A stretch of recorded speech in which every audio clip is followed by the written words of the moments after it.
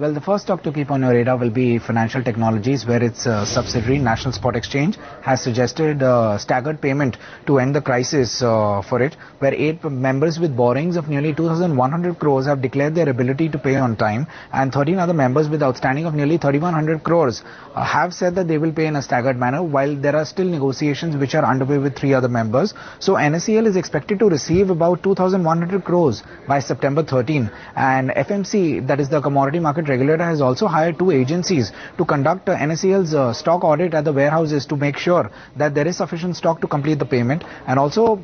what came out of the meeting yesterday between NSCL and FMC as well as other members of the exchange was that the NSCL Settlement Guarantee Fund has dwindled to 60 crore rupees from 800 crores, and this depletion is largely due to the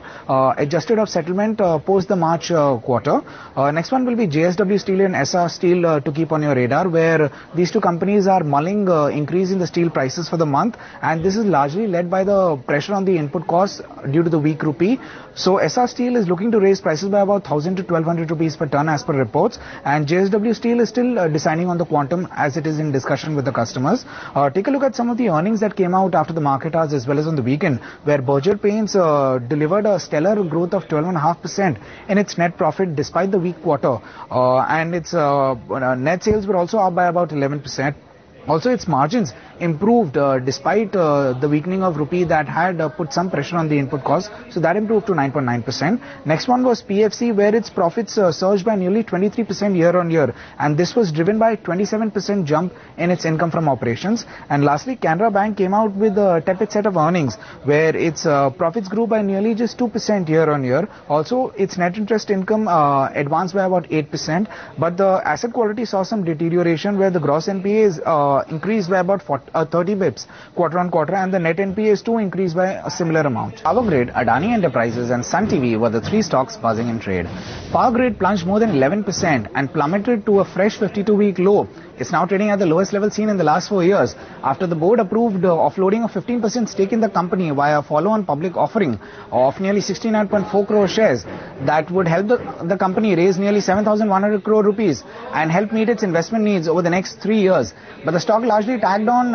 investor concerns that the secondary offering could be priced at a discount to attract the investor interest considering the current adverse market conditions, and also the equity dilution could have a negative impact on the price to earnings ratio. As a result of this, it turned out to be the top loser on Nifty and was pulled down with the highest volume seen in the last 2.5 years. Next one was Adani Enterprises, that plummeted 10.5% and sank to a fresh 52-week low and the stock tumbled on the buzz that its group company Adani Agro, which is in a joint venture with NK Industries, could have an exposure of nearly 300 crore rupees in castor seeds contracts on the beleaguered National Spot Exchange that has been facing liquidity problems. But after the management clarified on your channel that it does not have any functional relationship with the NK Industries and that these rumors are baseless, it recovered from the day's lows and saw the highest volume action seen in the last 4 months. Lastly, Sun TV jumped up 3.5% after the first quarterly earnings, where the net profit remained unchanged at 164 crore rupees, largely due to the loss on the IPL franchise, but the net sales exceeded expectations, posting a 41% jump year on year, led by robust growth seen in the ad revenues as well as subscription revenues, and also the margins, if you adjust them for the IPL franchise loss, came in steady at 76% year on year, seeing the highest volume in the last 6 weeks.